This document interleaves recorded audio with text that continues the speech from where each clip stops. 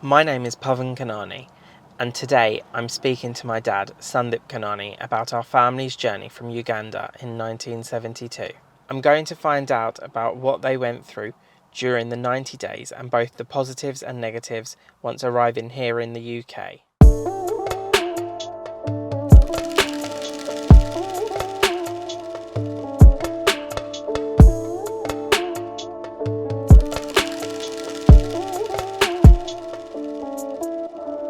Before we came, we were given 90 days to leave the country.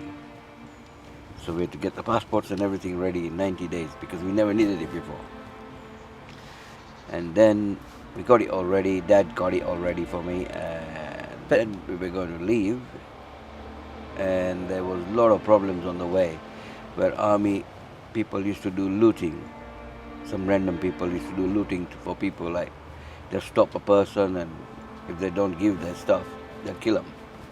We were lucky to get the main problem was getting from Lira to Kampala to Entebbe was the biggest fear. And we had to carry a lot of money with us. Every checkpoint, there was a checkpoint on the way. So when you stop at the checkpoint, you had to feed money. Otherwise you can't go through. If they felt like it, they shot you. So it was like bribery, basically. Bribery. We had to bribe the star people. Was that just you, or was that loads of people had to do that? We were in a bus. So everybody in that bus had to do the same thing? We all got together, put a lot of money together, and then we just kept on pumping the money out. One of the guys who were in our town was a Patel guy, and he was quite like big chief in the town, like helped everybody, and he was a big businessman. And they took him away, picked him up, army people, and took him to the army camp. Then his family kept on pumping money from here. He had accounts here and everything, kept on giving money. In the end, they sent his private parts in the post to him. That's the guy disgusting. never paid it. They killed him over there. Army men borrowed my bike, But this then was he wouldn't give it back. And then, as we were going to come out, it was in them 90 days. And then it happened that we met him at the airport, and I said, you can have the bike at the airport. Yeah. Because we were leaving the country anyway. And then he said, okay. And he helped my parents to take the goods through. Obviously, Hence, we could bring our stuff without getting ransacked. and that's obviously like certain jewellery, Yeah, crockery. mum's jewellery and everything came through. You caught the plane. Did you go anywhere? Like, obviously the plane came to England, but did it stop anywhere in between? No. Came straight to Heathrow. They put us in a bus and brought us to Kent, Westmoreland. It was a Westmoreland camp. And my father had £50 in his pocket.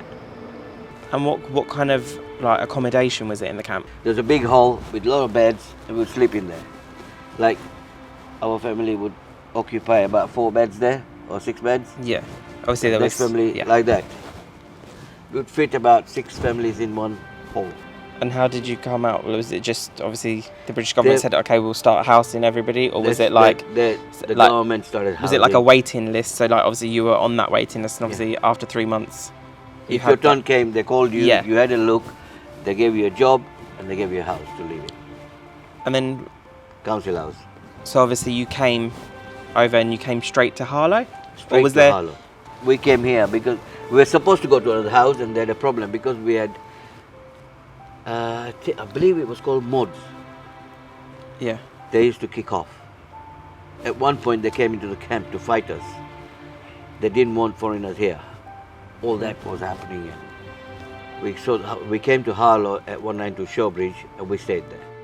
And the our Leaford neighbour, family, Leaford, they were your neighbours. They were told to help us. They were asked by the government to help us. And So they were did. like your designated. They were your Yeah. designated family, not That's right. the They others helped were us. helped everybody else Yeah. as well. Yes. But these were like your. So everybody got like a designated family to Yes. kind of Help each like other. like Yeah. like a buddy system, basically. Yeah. If there's anything you could ask or say to Idi Amin today, if he was sitting right in front of you, what would it be? Well, as far as I'm concerned, I had a better life after leaving Africa. Because there my father never had his own place. He didn't have his own business and Yeah. stuff.